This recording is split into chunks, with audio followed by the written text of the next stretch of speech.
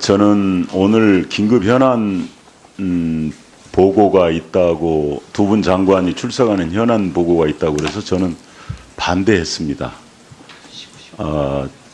두 분께는 좀 송구하지만 대통령이 국민 앞에 나와서 대통령이 설명을 해야지 두 분 장관께서 답변할 수 있는 게 뭐가 있겠느냐, 저는 이런 생각했습니다. 그리고 이런 모습들이 북핵이라고 하는 중대한 문제 앞에서 여당과 야당 간의 견해를 달리하고 처방을 달리하고 하는 이런 모습들이 오히려 더 좋지 않다. 이건 초당적인 대처와 노력이 더 필요할 것 같다. 두 분 장관 앞에 두고 여당 따로 야당 따로 하는 말하는 모습 전 보기 좋지 않다고 그런 생각을 했습니다. 그래도 또 이런 기회가 있어서 여쭙겠습니다. 대통령께서 레드라인을 언급하실 때 ICBM에 핵무기를 탑재하는 것은 레드라인이라고 할 때 혹시 그 레드라인이라는 정의를 정리하실 때 두 분 장관님들도 관여를 하셨나요? 의견을 내셨나요? 아니면 토의에서 결정된 건가요? 아니면 대통령께서 혼자 내리신 결정입니까? 어떻습니까? 의견을 주신 적 있나요? 아니면? 네, 저희가 그 대통령께서 그런 정책 연설을 하실 때 저희 부의 의견을 드리고 또 초안 같은 것을 검토하고 합니다만 그러니까. 마지막으로는 대통령님께서 결정을 하셔서 하시는 연설들이십니다. 네. 대통령께서 레드라인을 말씀하시고 많은 논란이 됐습니다. 지금 이 상황은 레드라인을 넘은 것 같습니까? 넘지 않는 것 같습니까? 그냥 뭐.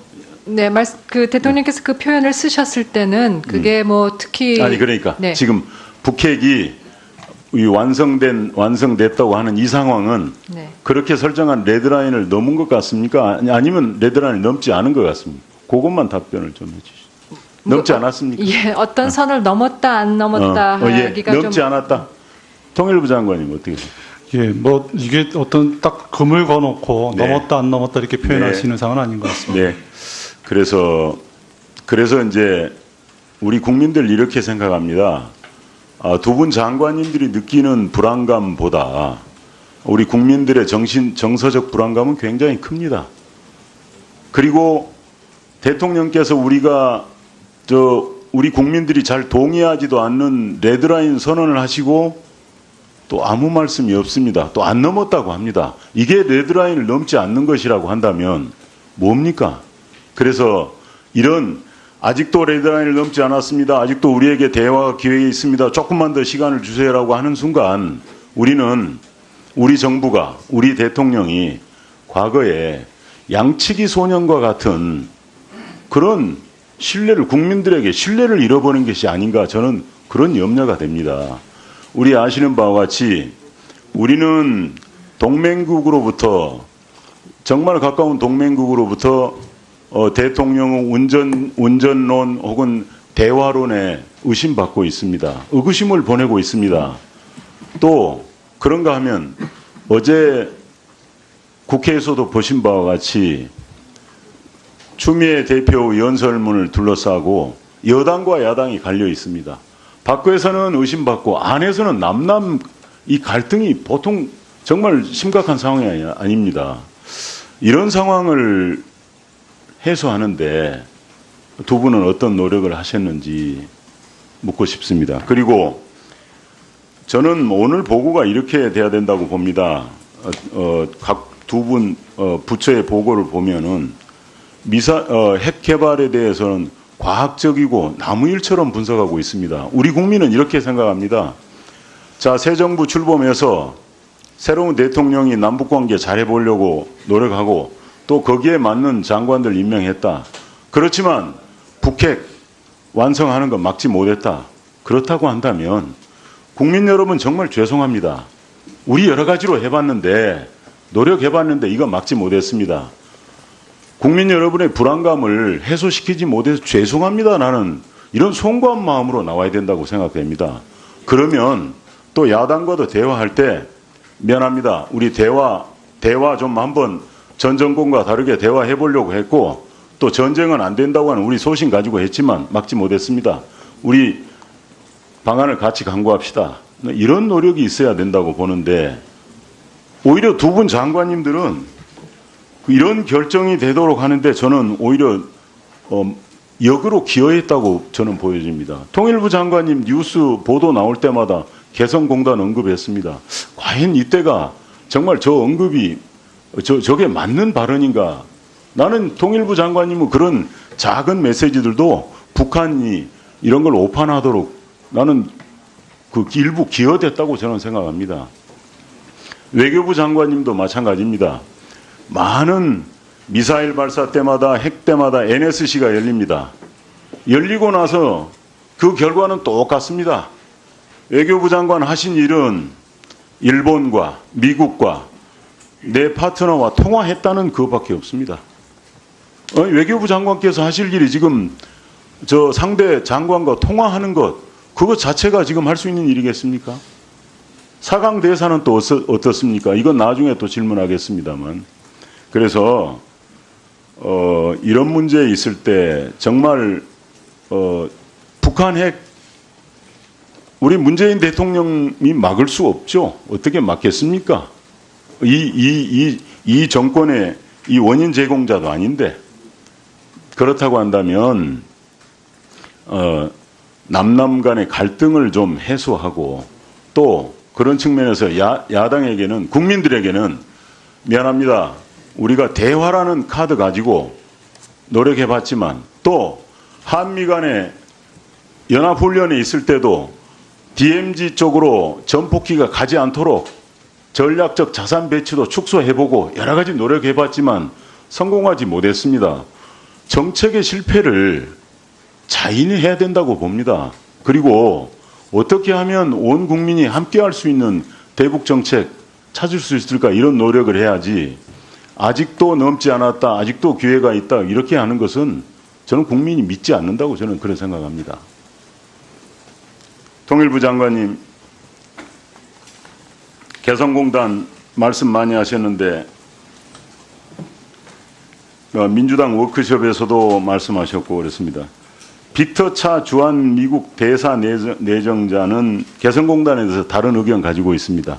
알고 계시나요? 예. 어떻게 수습하시겠습니까? 근데 개성공단과 관련해서도 저희가 뭐 어떻게 북한에 대한 유화책으로서 제시한 것이 아니라 우리가 추구하고자 하는 북핵 문제 해결이라든가 북한의 어떤 변화 그런 측면에 있어서도 개성공단이 일정하게 유효한 측면이 있다는 그런 전제하에서 또 북핵 문제가 알겠습니다. 지금 현재 상황에서 어렵고 장관님, 앞으로 국면 전환이 장관님은- 된다면 장관님은 누구보다도 문재인 대통령과 함께 대북 정책을 해서 일해 오신 분입니다. 나는 그런 경험 많은 장관께서 개성공단에 너무 깊이 매몰돼서 큰 그림을 그려야 될 분이 개성공단만 고집하는 거 있다고 한다면 나무만 보고 숲을 보지 못하는 그런 결과를 가져온다고 저는 생각합니다. 남남 갈등 이런 문제도 역시 통일부 장관의 몫입니다. 과거 역대 정부 노무현 대통령, 이명박 대통령, 박근혜 대통령 시절에 5번의 핵실험이 있었습니다. 핵실험이 끝나자마자 그 다음날 노무현 대통령도 마찬가지입니다. 야당 대표들을 청와대에 불러서 안보 의식에 관해서 공유를 했습니다. 우리 문재인 대통령 과거부터 안보가 위기라고 야당이 소리치고 대통령께 여야 대표 회담을 하자고 그래도 아무 대답이 없습니다. 통일부 장관이 좀 나서야 되는 거 아닙니까? 무엇보다도 중요한 남남 갈등 해소하는데 문재인 대통령만 지금 노력하지 않고 있는 것 같습니다. 지금 말씀해 주신 그 대통령님께서 그 정부 정당 대표분들과 같이 이 문제를 논의하는 것과 관련해서는 이미 제안이 있으셨고 거기에 대해서 논의가 뭐 있으실 것으로 이렇게 생각을 하고 있습니다. 시간이 늦어도 정말 많이 늦었습니다. 안타깝게 짝이 없습니다. 뭐 시간이 다 돼서 이따 보충 질의 때 또 토론하도록 하겠습니다. 예. 네, 정양석 의원님 수고하셨습니다. 회의 시작한 후 시간이 많이 경과되었습니다. 휴식을 위해 정회하였다가 4시 40분에 속개하도록 하겠습니다. 정회를 선포합니다.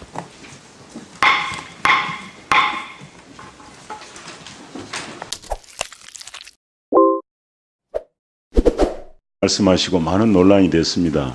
지금 이 상황은 레드라인을 넘은 것 같습니까? 넘지 않는 것 같습니까? 그냥 뭐 네, 그 대통령께서 그 표현을 쓰셨을 때는 그게 뭐 특히 아니 그러니까 네. 지금 북핵이 이 완성됐다고 하는 이 상황은 네. 그렇게 설정한 레드라인을 넘은 것 같습니까? 아니면 레드라인을 넘지 않은 것 같습니까? 그것만 답변을 좀 해주시죠. 넘지 않았습니까? 예, 어떤 선을 넘었다 안 넘었다 예, 하기가 넘지 좀 않았다. 통일부 장관님 어떻게 생각하세요? 예, 뭐 이게 어떤 딱 금을 거놓고 네. 넘었다 안 넘었다 이렇게 표현할 네. 수 있는 상황은 아닌 것 같습니다. 네. 그래서 이제 우리 국민들 이렇게 생각합니다. 두 분 장관님들이 느끼는 불안감보다 우리 국민들의 정서적 불안감은 굉장히 큽니다. 그리고 대통령께서 우리 국민들이 잘 동의하지도 않는 레드라인 선언을 하시고 또 아무 말씀이 없습니다. 또 안 넘었다고 합니다. 이게 레드라인을 넘지 않는 것이라고 한다면 뭡니까?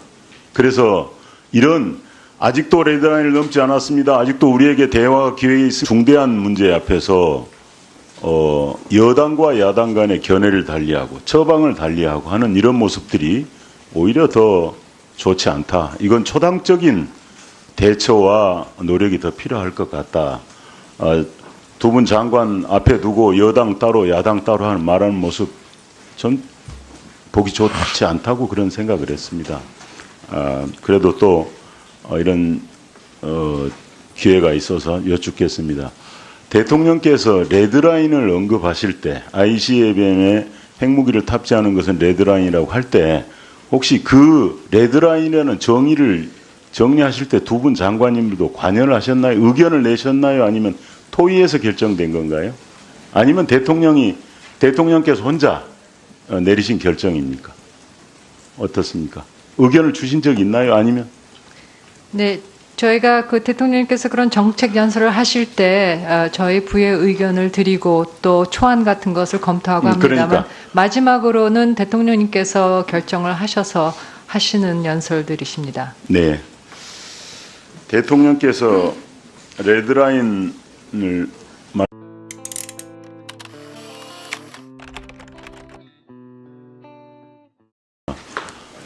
저는 오늘 긴급 현안 보고가 있다고 두 분 장관이 출석하는 현안 보고가 있다고 그래서 저는 반대했습니다. 두 분께는 좀 송구하지만 대통령이 국민 앞에 나와서 대통령이 설명을 해야지 두 분 장관께서 답변할 수 있는 게 뭐가 있겠느냐. 저는 이런 생각했습니다. 그리고 이런 모습들이 북핵이라고 하는